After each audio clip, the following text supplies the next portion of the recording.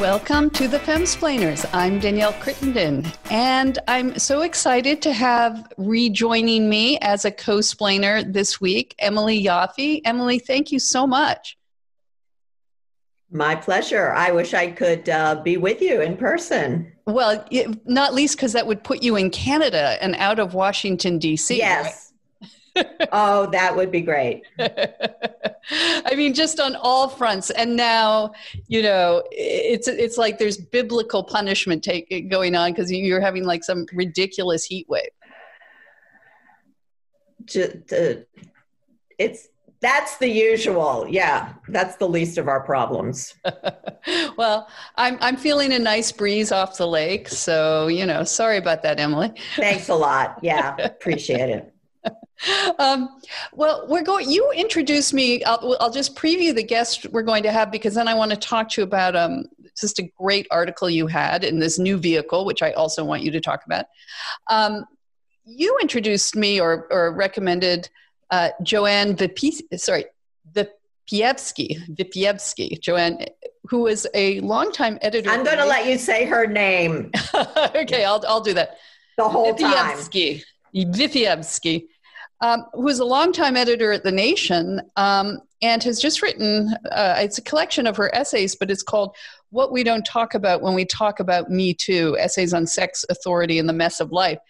And I just love it. And it's so interesting to hear a lot of the views we've expressed on this podcast coming from someone who is a longtime member of the left. So I know. We must have had the same experience reading and going, oh my God, I'm having a mind melt with this woman over space and time. I know. It's so I'm thrilled, and so we'll get into that. But you just there's a new I want to call it publication, but of course it's like an online journal called Persuasion, which has been created by Yasha Monk, who we all love Yasha. He's based in DC. And so he's created this site called Persuasion.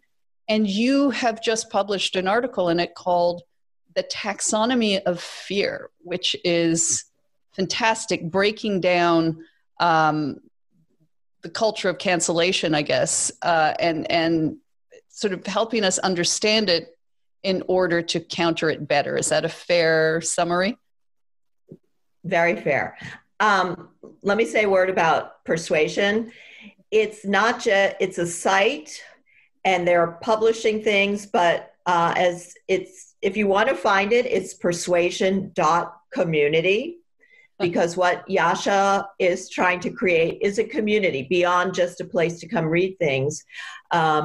He's having events, book clubs, at some point, you know, we'll be able to gather as human beings, but it's a place where people can express their ideas, written ideas, communicate with each other, have debates. He's already had a couple of debates and events, and it is about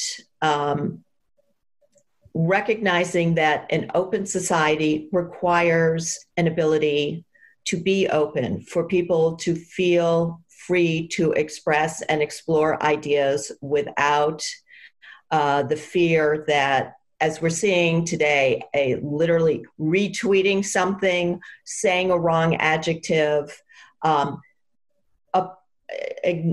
acknowledging pain and hurt insufficiently is enough to destroy one's livelihood and career. This kind of punishment is not just coming to elite people, which is sometimes the critique. The fear is spreading all through society. And this is just not going to help human flourishing, ability to work out difficult issues. And in Persuasion, it starts with a recognition that there are serious threats from the right, illiberalism growing, especially around the world in democracies, and authoritarianism that is a crucial danger. It also recognizes the work that needs to be done in our society and all societies to deal with racism, sexism, inherent problems is far from done. But it's saying there is a growing illiberalism on the left and a culture of fearfulness, and we need to address that. Just the way the right needed to address the rise of Donald Trump and stand in opposition to him. Sometimes people say, look, we've got Donald Trump. Everything else doesn't matter. It does matter, because if you don't stand up and stop things before they go too far, then you've got an even worse problem. Well, and as you note in the article, what used to seem, or not be dismissed because it always take it seriously, but seemed to be confined to college campuses, is now like coming to an HR department near you. And we're seeing, and this is not just in companies, but in journalistic institutions like the New York Times and others, where pretty much Barry Weiss, in her wonderful memo that when she quit the New York Times, noted that it was now being run by Twitter. It was now being edited by Twitter. But it's also being edited by HR departments. And in journalism, where the very foundation of debate and listening and inquiring about the other side and reporting on all sides is a very sinister development. And I'd love to go quickly through, you did do a taxonomy, and you broke it down, this cancellation culture, into five types, I guess. The first one, you said, maybe you could just give like a line about what you mean by each one. And yet you preface this by saying, we live in a time of personal timorousness and collective mercilessness. That was so good. Thank you. So first one was safetyism. Okay, so safetyism comes from a fantastic book that people who are concerned about all this should read, The Coddling of the American Mind by Greg Lukianoff and Jonathan Haidt. And they identified this idea. And again, you're absolutely right, Danielle. Campuses are the laboratory. Mm-hmm. And those of us who've been writing about stuff going on at campuses, years ago, people used to say, okay, those crazy kids and their crazy professors, they're going to come out in the real world and the real world's going to punch them in the face. Yeah. And we've been saying, no, they're going to punch you in the face. So this idea, which spread like wildfire on campuses starting around 2013, is that words are violence, and words and ideas and even people who one finds disturbing or upsetting create actual physical and psychological danger. And this is now, it used to be, what are they talking about? Now we all know what that means. And it is a very effective and dangerous way of shutting down all debate, especially about difficult and complicated issues, because how do you discuss something or disagree or challenge ideas if the other party says, I am actually in physical danger right now? That's the end of the discussion. Yeah, I guess that old idea of use your words is now that words are as dangerous as your fists, apparently. Look, this started as I was documenting on campus sexual assault and the growth of Title IX, which is the law that covers sexual assault on campus bureaucracies. And there are many documents which explicitly said unwanted words are sexual violence. Yeah.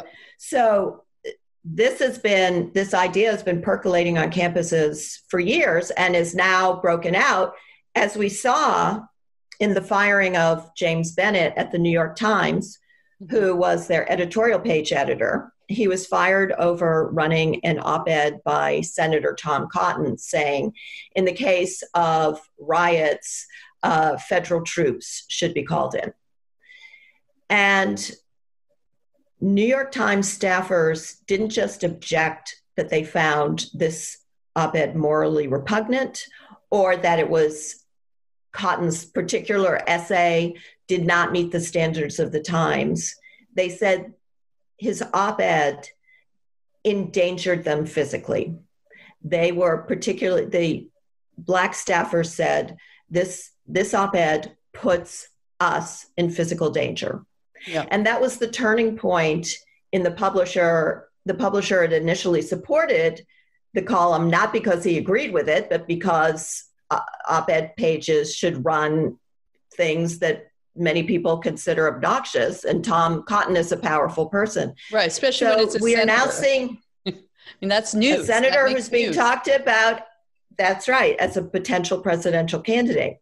So it was very interesting to see this idea now come into the workplace full bore. And, you know, one of the things I want to say is we've got to roll that back, because we have to be able to talk about difficult things without saying this can't be discussed because I'm in danger.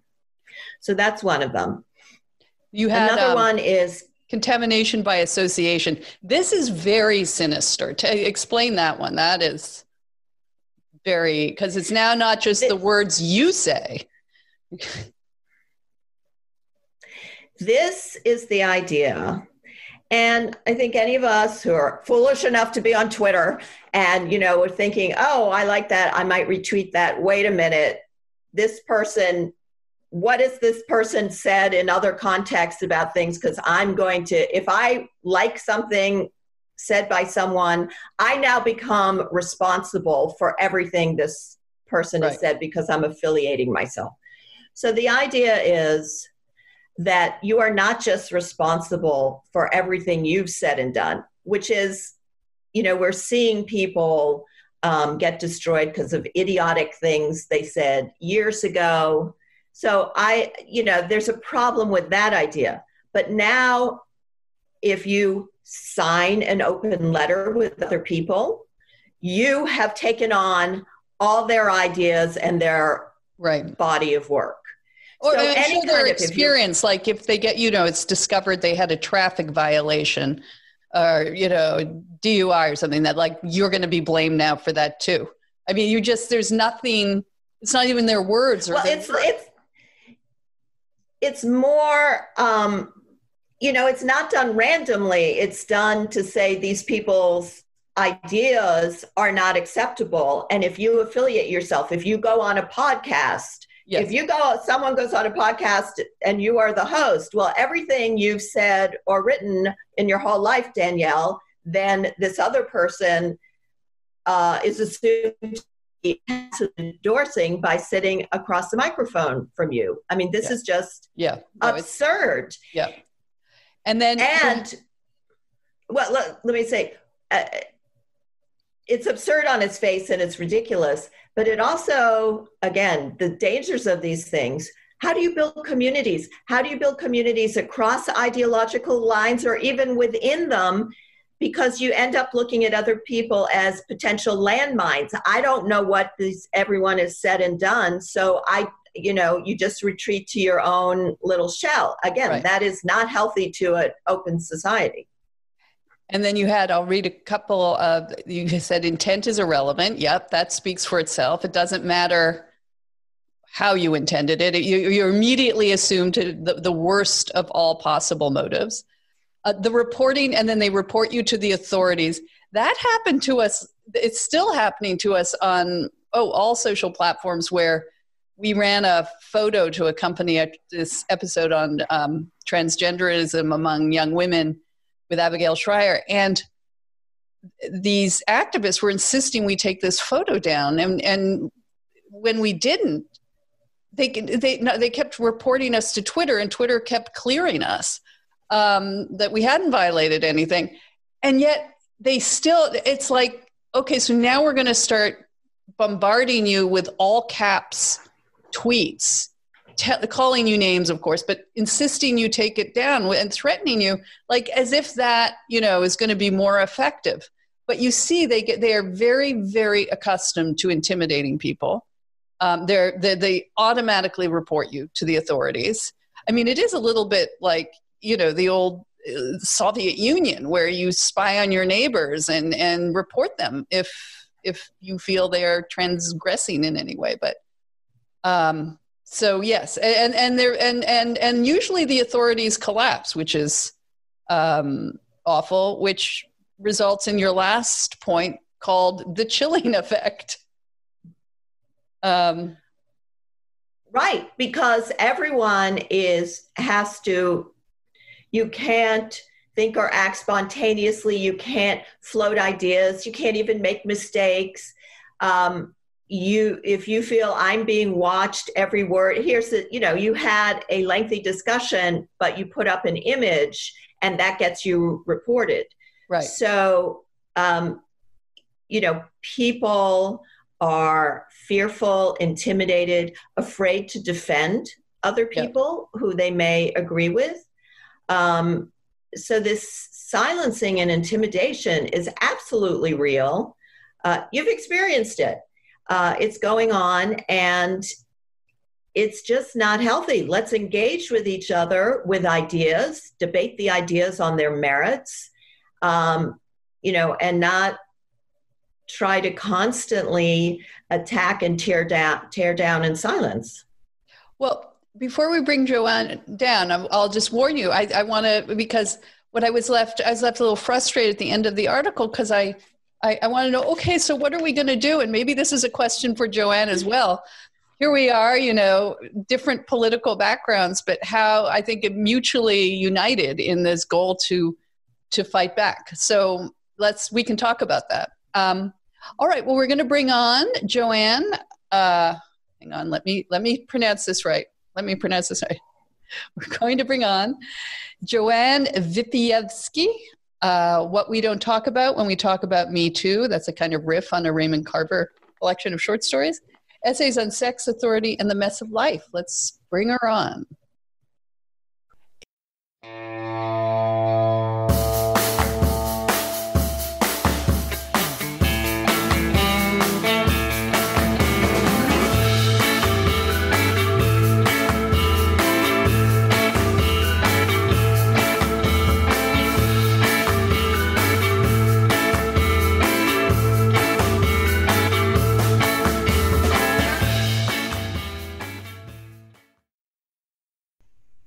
JoAnn, welcome to the program. We're so thrilled to have you. Oh, I'm so thrilled to be here. Thank you very much. You're coming to us from looks like your study or your library in New York City. Is that right? Yeah, it's all those things. It's my living room. I have a, one bedroom apartment in New York City. So this is basically where I work and live. Yeah. Well, it looks beautiful. There's definitely books for your wallpaper. For them who can watch this. It's not bad. Yeah, my office looks like a dump, I realize. Yeah, don't let Room Raider come to you, Emily. It'll be okay.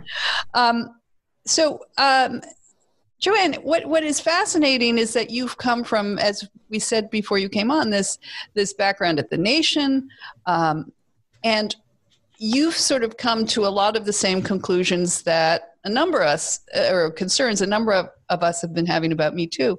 Why don't you just start and tell us where you see yourself fitting in the feminist world? I started to think of you as a pro-sex feminist, and I didn't even know those existed anymore. And I don't know if that's what you'd call yourself. I hadn't known that phrase existed for years, actually, until I discovered it kind of late in the 1990s. And I thought, oh, wow, these people seem to be really, they seem to get it. And I feel a kind of kinship with their writing. And I think it was that a number of the people who were in that strain were also really conscious of class. We're really class politics. We're really conscious of race politics. We're really conscious of the sort of complicated ways in which you have to analyze and everything, and in the ways that people really experience life. That it's not. I mean, that some things are very clear cut, but most things are murky. And when it comes to sex, as my friend and a person who I admire a great deal, Amber Hollibaugh, said, it's the first place we lie to ourselves.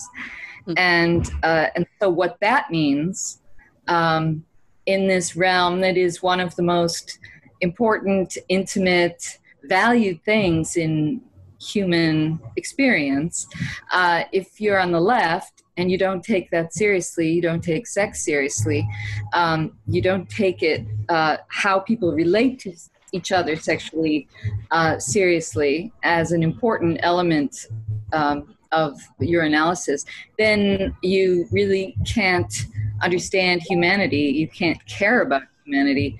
And so I think I came more to feminism through sex than I came to sex through feminism. Is there pro-sex feminism today? You write so eloquently, and actually I'd like to hear you talk a little bit about this, how we've been in a sex panic as Americans, really starting at the end of the 19th century, but as you say, almost continuously since the mid-19th century. And that Me Too, which maybe we'll all agree, has done some really important things that some of the cases, just this grotesque harassment and abuse and damaging of women's careers. I was even shocked by some of the cases, and I thought I've reached an unshockable point. But very quickly, Me Too seemed to take a turn to good and evil, that there's no complication or ambiguity. We saw the rise of the Believe slogan. If someone comes forward with an accusation, it is prima facie true. And it seemed to fit in with some of these sex panics you describe, where society suddenly perceives a sexual danger, there are monsters, and we must rally and crush them. Can you talk a little bit about that, about what some of these sex panics were, and if you feel that Me Too has those elements? Sure. I'm going to go back to the start of your question a little bit first, and the question of whether there are pro-sex feminists. It's a really strange time, and there's so many confusing, it's really a murk. There is mainstream feminism, and there is the devotees of Me Too. And at the same time, there is and has been for some time a movement of sex workers and for, the right of sex workers to be safe, to have their work decriminalized, to have it be considered work, etc. And what's odd is that some of the same people who are devotees of Me Too, still, I think it's important that hashtag Me Too is really, I think, a legal and media and sort of crowd-defined phenomenon of shaming, blaming, punishing, and if possible, prosecuting. I think that's its ethos. I don't feel like, because of what you said, how quickly it went from a few people talking about something that happened to some rhetoric that really we would not accept under any other circumstances.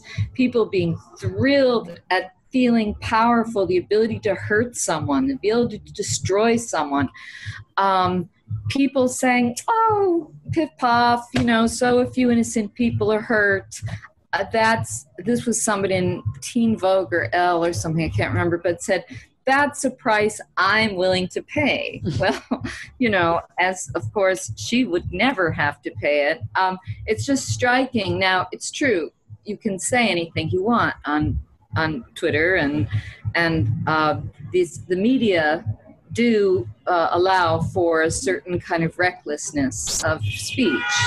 But I think the get-em mentality is what relates it to all of these other sex panics, because, you know, if you go back from the late 50s, or actually before that, the whole, you know, the whole sexual psychopath phenomenon in a lot of cities and in the federal government was side by side with the Red Scare. It meant homosexuals, and it was a way of getting rid of homosexuals, but also, you know, naming them, shaming them, putting them in mental institutions, deciding that they were sick and wrong and dangerous and were going to kill your children. And so it was a politics of fear and arousal, and a kind of what Roger Lancaster calls a poisoned solidarity, that by which all the good people, all the innocents, are able to feel a sense of mutual identification by their zeal to get the bad guy. And those kinds of things, you know, we've seen over and over again in scandals, much more famous, well-known, the Satanic Panic scandal and the priest scandal, and the explosion of talk about you know, campuses as just, you know, complete, you know, rape fields, which you have written so well about. You know, and we could go on and on, the predator, the danger, the stranger danger, the super predator, the internet predator, the AIDS predator, I mean, on and on and on. But what is central to all of them is that there is someone very bad or a type that is very bad, and they are evil, they are monsters, and anything goes really to get them. And they can be, you know, considered almost people without rights, people who are pronounced guilty upon accusation, who, you know, do not require the presumption of innocence, who can be tried in the press. Sex panics are also called moral panics, and what that implies is that there is a kind of moral purity among those who are doing the accusing, and there's a kind of innocence, and purity politics is very dangerous. Purity politics is essentially authoritarian, and so I think that that the recent some of the recent things we've seen around speech and around shutting people up over various political matters are part of a culture and a society and a media that has long accepted this kind of us against them, good guys versus bad guys, but particularly people who are righteous and pure versus, you know, the demon who ought to be shunned, exiled, etc. And this is not just obviously a matter of speech. I mean, when it comes to the terrorist, for instance, when it comes to the sex offender, who is always an offender, I mean, no matter how long he's been in prison or how long he's been out or how long he's done nothing, he is forever an offender.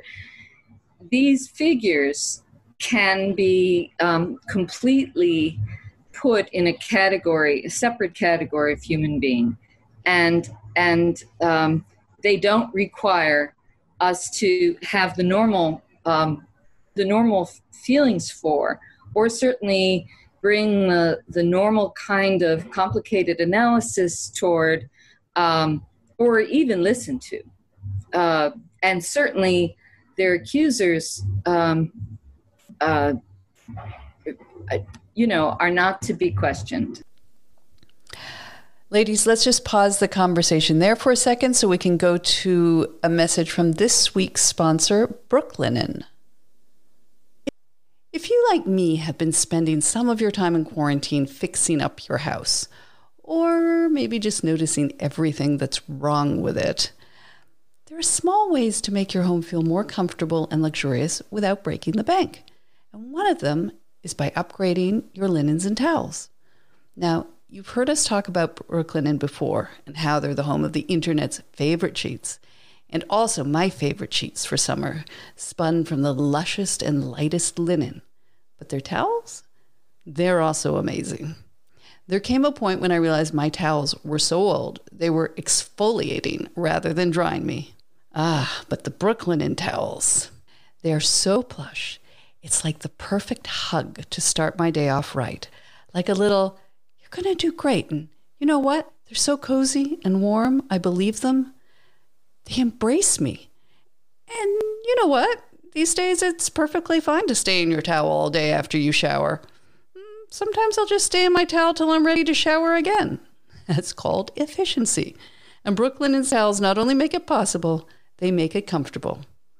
Brooklinen is the perfect place to find all the comforts for home, including these ultra soft towels. They're so confident in their product that everything comes with a lifetime warranty. Use promo code FEMSPLAIN for 10% off your first order at brooklinen.com. That's BROOKLINEN.com, promo code FEMSPLAIN. You made a kind of sly reference to what it's like to try to be a journalist, particularly, and you're a journalist writing for left-wing publications, trying to get this message across. And I wanted to ask you a little bit about your own experiences trying to do this, because in my writing about campus sexual assault, we've both been journalists for decades. I mean, journalists are life's skeptics and misfits, Right. but not on some subjects. Yeah. And it's really been remarkable, particularly, I will use the phrase, mainstream media, to see the most important institutions even fail to apply basic journalistic principles of let's check out both sides as best we can. Are these stories more complicated than we're hearing? I mean, just the basics. Right. And so what has it been like for you? Danielle and I were talking about, reading your fabulous essays, and particularly your title essay, which so describes this moment and how we got here and this kind of frenzy for punishment, and you're standing against it. So have you been expelled? How are you able to do this work? No, I mean, I'm very grateful that Katrina vanden Heuvel at The Nation commissioned that piece back in 2018, What We Don't Talk About When We Talk About Me Too. It was not a popular piece at the magazine, for sure. It really was not, but fortunately, The Nation does still publish some unpopular pieces. And what I was interested about that piece, though, I had written that piece very carefully because I really felt that we needed to have a more complicated discussion, and that things had got off the rails, and that, as you said at the beginning, well, I'm skeptical of media frenzies from jump. So I didn't applaud it right away, but I thought, okay, well, obviously, we know there's violence. We know we know the workplace is not a good place. We know that women have been demeaned and assaulted, and lots of people have been demeaned and assaulted. And all people in most places, one time or another, on their jobs have been humiliated, if not men and women. Men and women, all people, right? So I was listening to this debate or discussion, which was not a debate, and I felt that we really needed to complicate this discussion. If we want to be serious about violence, if we want to be serious about sexual politics, and if we want to be serious about what happens between people sexually, then we have to also try to, it's like a chain, like you have a chain and it gets, raveled, and then it takes a long time. Eventually, you get it unraveled. But I felt that we needed some discourse, especially among people on the left. It was being written in the Nation, so it's kind of liberal to left, and what I was surprised about, so I wrote it I called it an invitation. And I really hope, because there was so much discussion at the time, that it would be taken up in some way. I mean, whether it would be attacked, whether it would be praised, whether it would be, just grappled with. I was pretty astonished because it was ignored, completely ignored. And I think it was ignored because it could not be full-throatedly praised by the devotees of Me Too, #MeToo, and it couldn't be attacked as just the rantings of some denialist. There were too many serious issues in it. There are too many serious questions. We don't talk about how movements or phenomena or media frenzies contribute to the idea of naming, shaming, prosecuting, and imprisoning. We're not serious about a politics of abolition. I was really rocked by your piece on Paul Shanley, the priest, who, I'm from Massachusetts. He was, I'm not Catholic, but I'm from Newton, where he was a priest for many years. And I remember he was presented as one of the greatest monsters, prolific rapist, destroyer of boys. And I never knew anything other than that, and applauded when he was convicted. I remember driving by the church when I was home visiting, thinking, here is where these horrific acts took place. And Danielle, you and I were talking, JoAnn has written an essay in this book essentially saying this whole accusation and trial of him was a complete, bogus, recovered memory fiasco, and there's no evidence that he did any of these things. And it's really shocking, and I don't think this is known except by people who happen to read your essay. No, it's true. It's true. I mean, he's just regarded as a horrible individual and a monster who raped children weekly, and who served 12 years in prison for it. And interestingly enough, because the case was so bad, the prosecutors, first of all, there were 4 accusers initially, and the prosecutors dropped 3 of them. And all of them had just recovered their memory on the same basis, and exactly the same memory. And they said they suffered mass amnesia every week. And then every Sunday went to the priest like lambs, like to the slaughter, had no idea that they were going to be raped again, immediately had amnesia, were raped again, on and on for years. Their mother, one case, the mother was the CCD teacher, the religious instruction teacher. She said, well, I never noticed anything about the kid. So his year got put back, but the other kids' years all stayed the same. Anyway, the prosecutors wisely dumped 3 of the 4 accusers, who all had the same lawyer, who all went to the same therapist, who all told a version of the same story. And they only tried one. And then his memories devolved on the stand until the point where, these heinous accusations had significantly shrunk. He was caught misrepresenting himself many times. It didn't matter. everybody who was ever, in the church at the time said, we never sent the kids to the priest. The priest never pulled kids out. This was a Sunday. It was the busiest day on the mass of the week for a priest. He couldn't have, it was in between masses. He couldn't have accomplished this.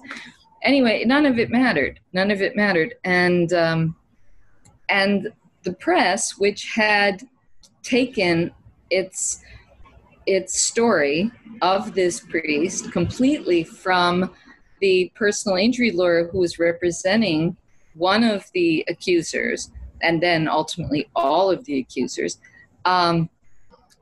they just were stenographers, They just took down whatever he said. And he had given a very lavish press conference with PowerPoint, and he used all these documents that the church had released, and he put very specialized quotations, extracts from these documents, and he put them up, and for 2 hours he did a show, and then just in time for the journalists all to rush to their typewriters, to their room, to their newsrooms and file.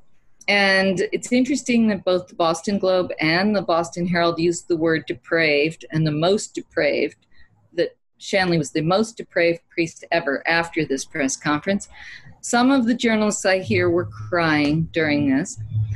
They didn't read the documents. They couldn't have read the documents. I got the documents too. They did as well, but I'm sure they never read them. There were over 1,000 pages.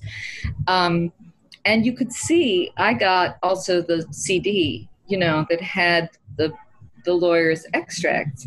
I wasn't at the press conference, but I saw the extracts, and then I looked at the real documents, and I thought, oh my God, this extract, is taken completely out of context.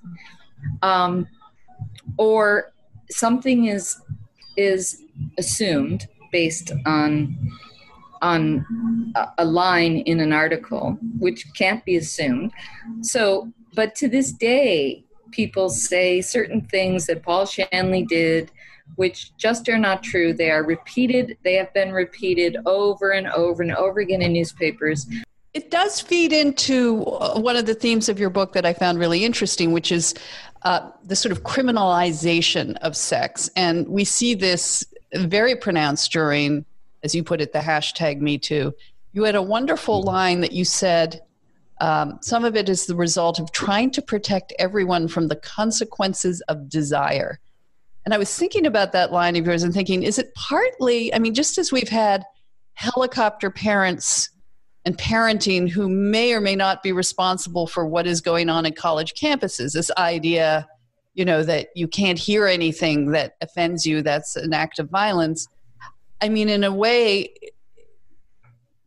making sex dangerous, making it this scary thing is also part of that generational desire to just protect kids from the consequences of everything unpleasant. That it was just a passing thought, but how did sex get criminalized this way? Why is it? You're passionate about charging minors as adults for sexual crimes. What is it about this that is moving it in this direction? Well, sex has been criminalized for a long time. That's not new, and homosexuals particularly were criminalized, until recent memory. So, sex for pay, prostitution is still criminalized. So, there's a long history of that. I think that the obsession with safety now, ought also to be seen as part of a process in which, which also goes back to the sex panic idea, that everyone is unsafe.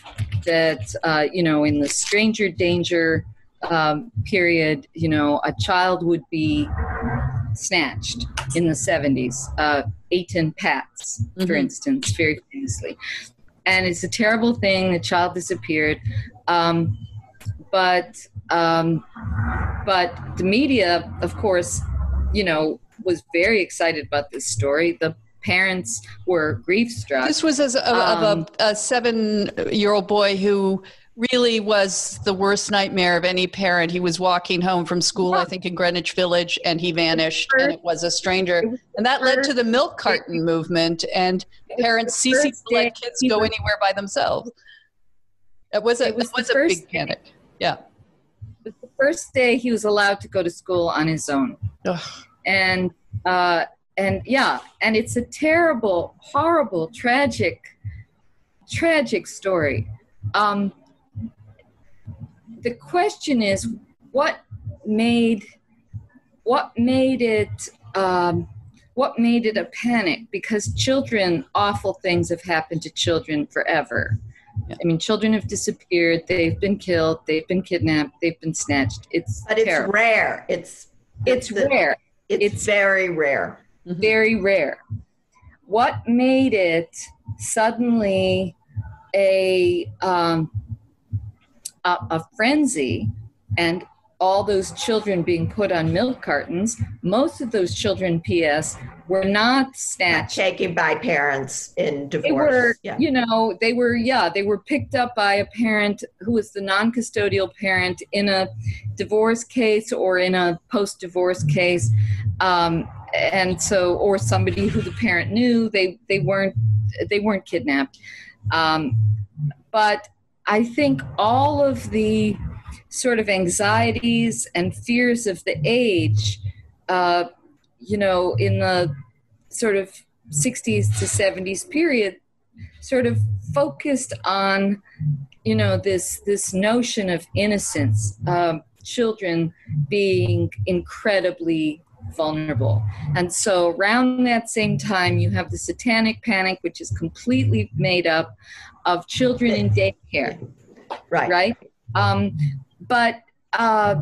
This was, the satanic panic was the idea that daycare providers were literally performing satanic rituals, raping children, killing animals, maybe even some killing children, although no, this was a real Salem psychotic frenzy because, as you say, Etan Potts actually was kidnapped by a stranger. As horrifying as it is, the satanic abuse was completely made up, and it's had no grounding. Huge, and celebrities were tweeting against, or not tweeting, absolutely. Twitter, but it was a huge, and the people went to prison for this.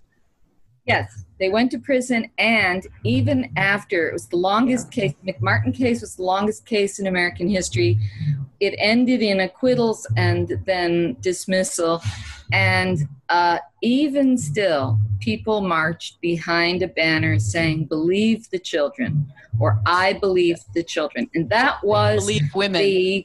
One of the first movements. First believe. We have to believe the children. Well, the irony of that was that none of the children were believed when they said nothing happened. They said, "Oh, we know something happened. Keep telling us." They were basically tortured. They were interrogated. Little children. We're talking children 3 years old. Yeah.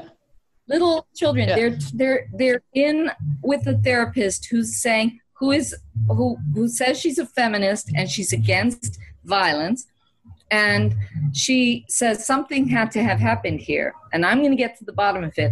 And she tells the kids, and fortunately she videotaped it, and this is how the whole case blew up. She videotaped it, and it was very clear she wouldn't take no for an answer. And it was only after prodding and hours, and the kids are alone, and she's saying, "You won't see your parents until you tell me." And we know all these things happen. And so the children make up the most amazing stories. And then people say, "Well, children wouldn't lie."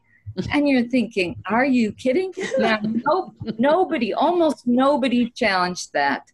They lie like little rugs all the time, as any parent knows. Yeah. So Debbie Nathan did wonderful reporting at the time, and then a wonderful book called Satan's Silence with Michael Snedeker. But I think children being these sort of innocent these sort of models of innocence then became the objects upon which people could project, their endangerment. People could project their all their fears and anxieties and their desire to solve, problems, whatever problem there was. And so you had consecutive laws named after children that made, the punishment system more and more and more ruinous, really, for anyone accused of a sex offense. Because typically when people are accused, most people don't get trials anyway. So you're accused, and if you're accused of sex offense, you're usually told, well, plead guilty and it'll go easy on you. And then they do, and then they're on the registry for 10 years, 15 years, life, and they can't work and they can't take their kids to school. Sometimes they can't live with their kids. If they're youths themselves living with their parents have to live under all kinds of strictures, like no alcohol, even if alcohol had nothing to do with it, no baby pictures, even if babies had nothing to do with it. And, it's very easy to write law. It's very easy to add punishment. It's a very cheap way of addressing any kind of a problem or any kind of social anxiety. And one thing that happens is you're talking about the satanic abuse. I think one of the most damaging things about the aftermath is that there was really no aftermath. There was, it was this insane created frenzy that happened, as Danielle says, all over the country. Yeah.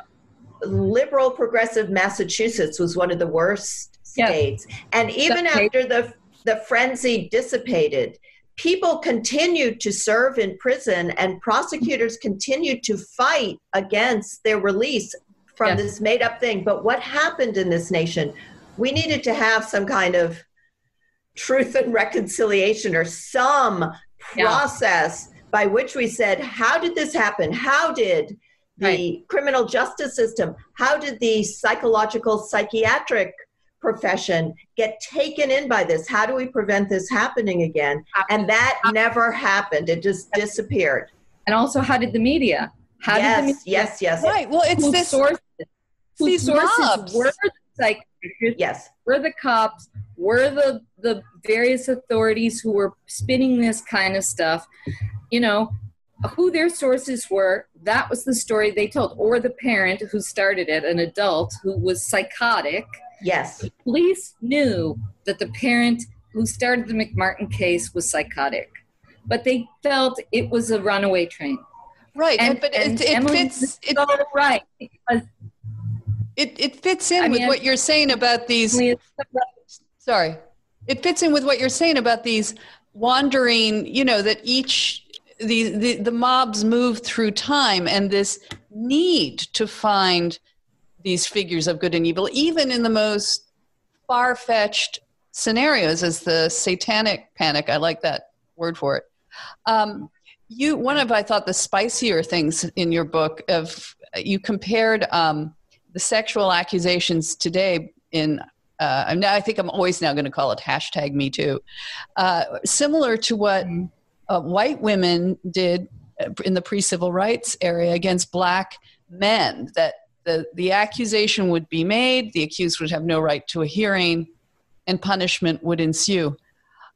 Just before you came on, Emily and I were talking about, well, okay, so if we understand it and we see this going on, how do we deal with this? How are we going to stop this from happening? These false accusations, these trials, these non-trials.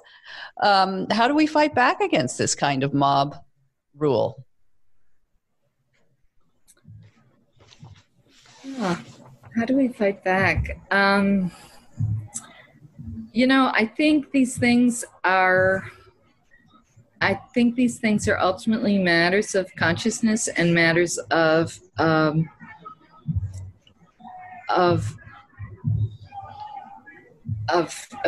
how you see the world. And I think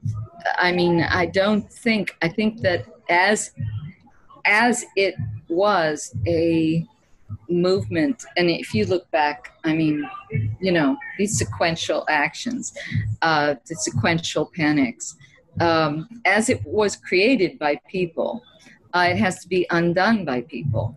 I think we have to challenge the,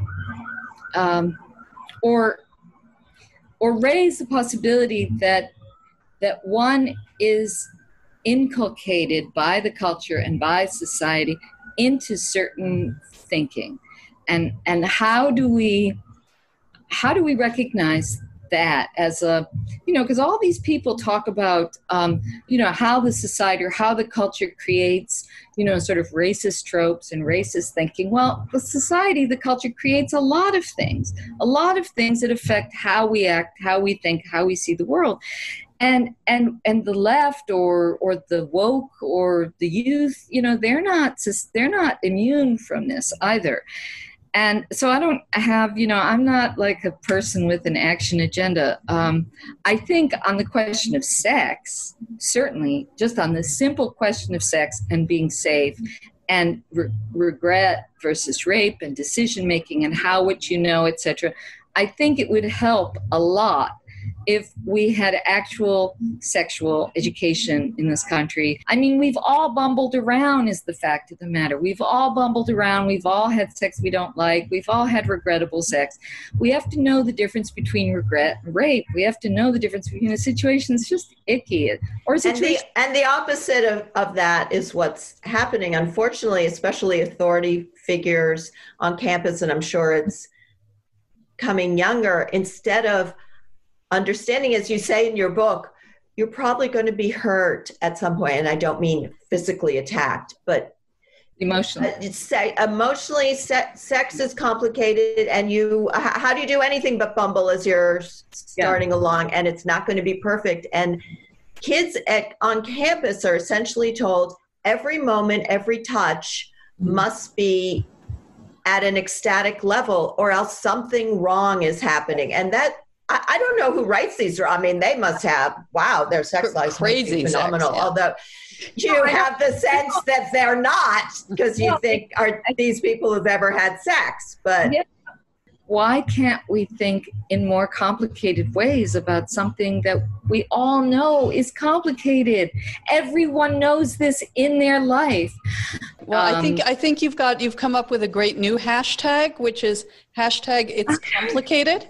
And JoAnn, thank you for joining us today. It's been so interesting, and I really recommend the book to at least bring, I don't want to say 50 shades of gray, but certainly shades of gray to this other otherwise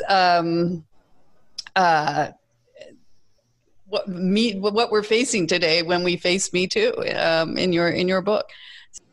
Having me on, I really appreciate being with you.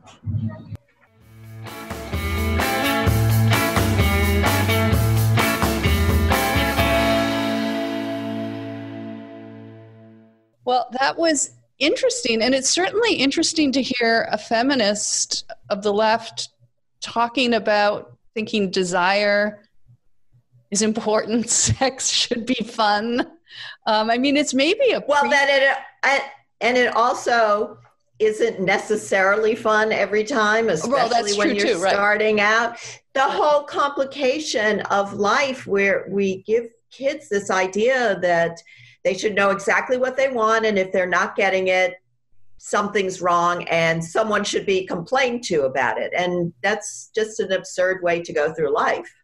Well, I wanted to follow up with you, too, on the question I asked her, and we talked about at the beginning about what do we do about this? That do you just, I mean, in a way that her book is this history of moral panic aspect, it's like the caravan eventually moves on, and I'm starting to wonder, is cancel culture canceling itself finally? Like, are we all just, eventually things go too far and they stop? Do you think we're seeing that a little bit, or do you feel we need to do more? And what is that? I feel we're kind of at the beginning of and it used to be called PC. Now we're calling it cancel culture. Right. And, it's a vague term, but I think you and did people have a general understanding? It's just kind of fear, self-censorship, worry that something, expressing a thought or even something completely inadvertent can be taken the wrong way and it spirals. And now with social media, even, normal people can find themselves in the middle of one of these things and life is ruined.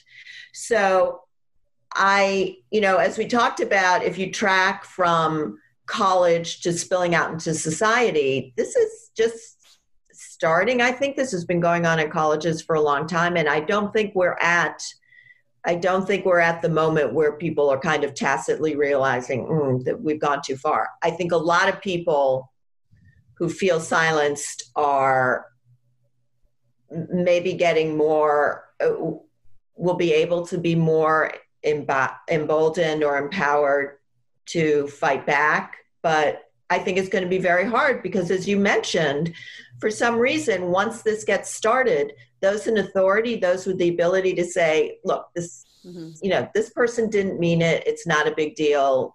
Forget it. Those people often say, doesn't matter what your intent was, there's a problem and we're firing you. So I think we're not at the counter reaction. Right. Also, what she said I thought was interesting about having written that seemingly seismic article on the left, the essay that is the title of her book about Me Too, publishing it in The Nation, and then having zero reaction. Like that's also the problem. Except within The Nation where people were angry.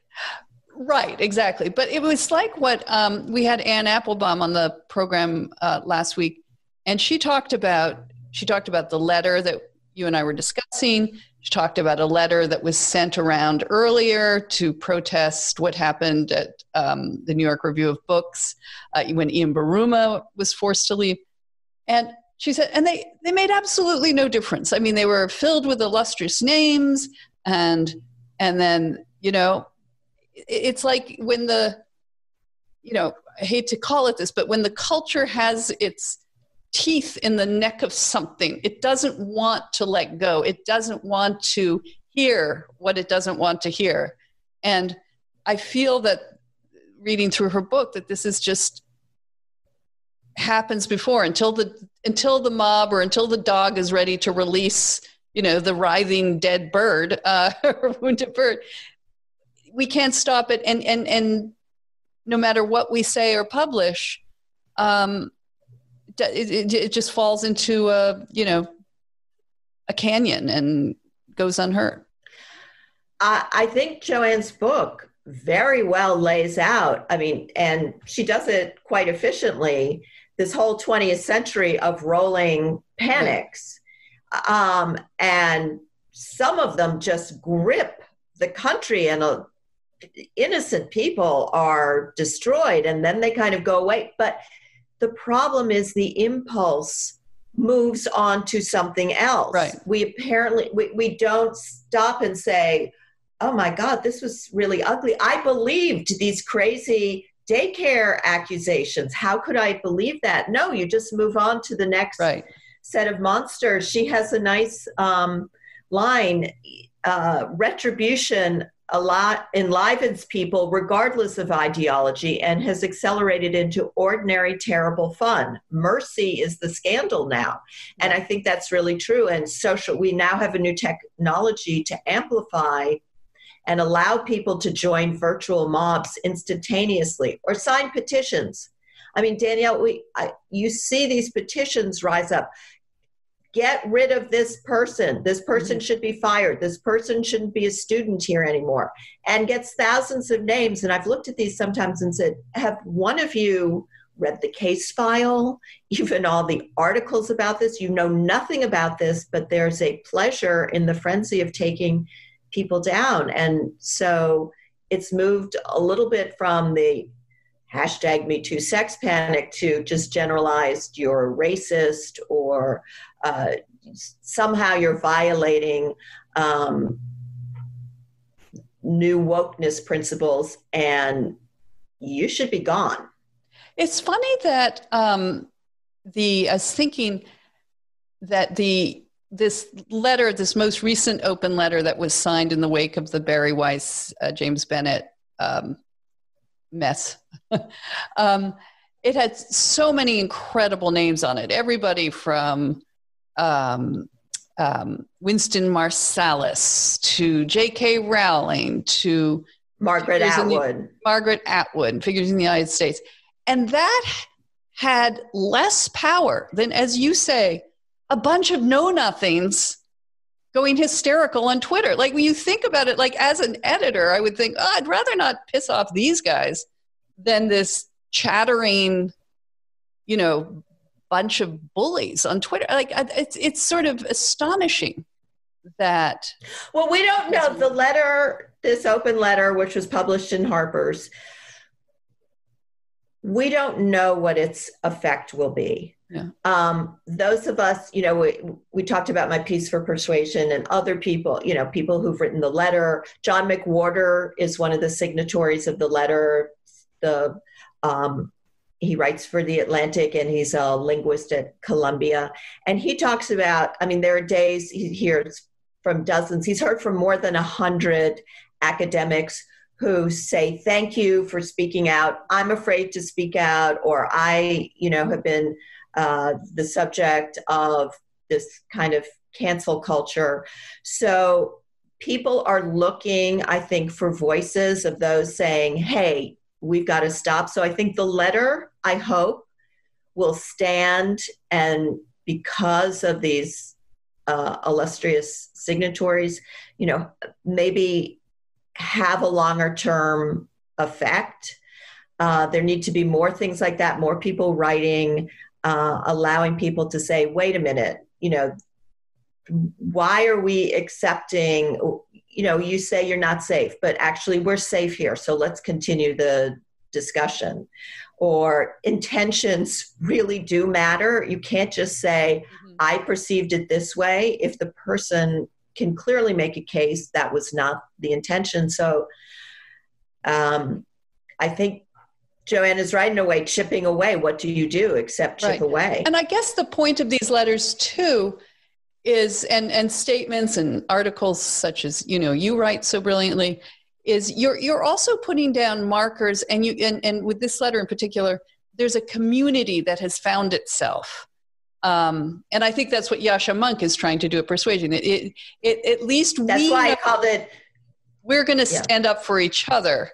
You feel much less alone. And I keep thinking of these Cold War analogies. That's what those dissidents throughout Eastern Europe would do, that by publishing in the West, they found solidarity, with each other across from Poland to East Germany to Russia, and also protection because they spoke out.